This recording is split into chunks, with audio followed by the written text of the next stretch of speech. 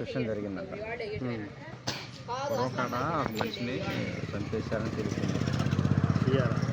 నిన్న నిన్న నువ్వు నిదానం గిను నిన్న పనికి అనుభవావు నువ్వు ఆ టీంలో నువ్వు ఉన్నట్టు తెలిసింది.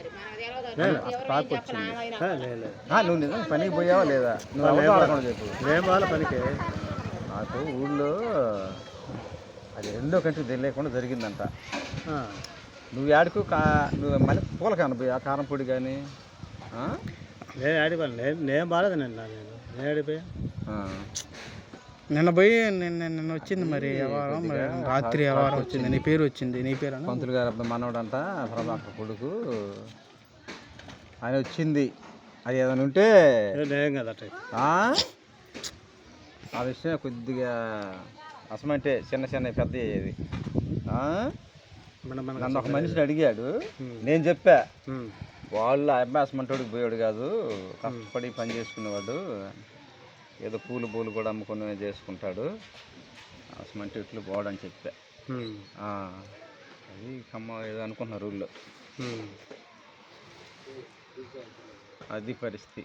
నువ్వేం బాగలేదుగా? జరిగిందంట చిత్రగా జరిగిందంట అలా రాత్రి వ్యవహారం వచ్చేసరికి జరిగింది మునుపు ఒకసారి. అది అయిపోయింది.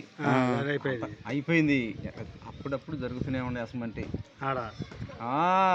అది మొన్న కూడా ఎవరు పోతుంటేనంట బండ్లు ఆపారంట. పేరు వచ్చింది, బండ్లు ఆపి డబ్బులు వచ్చింది మొత్తం తీసుకున్నారంట. జరుగుతుంది అక్కడ వ్యవహారం. నువ్వేం బాగాలేదుగా?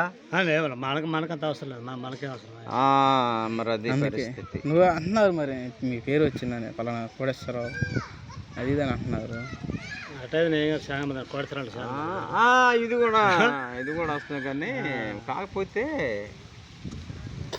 ఈ ప్రయాణాలు చేయటం కూడా కొద్దిగా ఇబ్బంది. కారంపొడి బొరంపొడి అడవులకి వెళ్ళి మనం ఏదన్నట్టు తోడు తీసుకొని పోవాలి.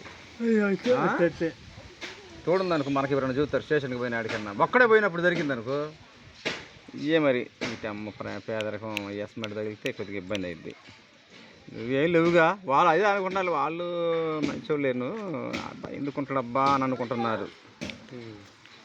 అది పరిస్థితి. అంతేలే. ఆ సమస్య అట్లా వస్తే నన్ను అడిగితే నేను చెప్పే వాళ్ళు మాత్రం అసమంటి చేసేవాళ్ళు కాదు, వాడు కూడా చేసి ఉంటారులే, ఏదో ప్రయాణం చేస్తుంటారు కదా అని చెప్పి అనుకున్నాను నేను. అదేలే. నువ్వైతే లేవుగా అసలుకి. వాళ్ళు ఎందుకుంటారు లేదా పనులకు పోతుంటారులే. ఇప్పుడు నేను వాళ్ళ బాటలు ఇప్పుడు సేలికి పోతున్నా, ఆ మధ్య జరిగింది అనుకో మనకేం సంబంధం అయ్యి అట్లా జరుగుతుంటాయి. ఏది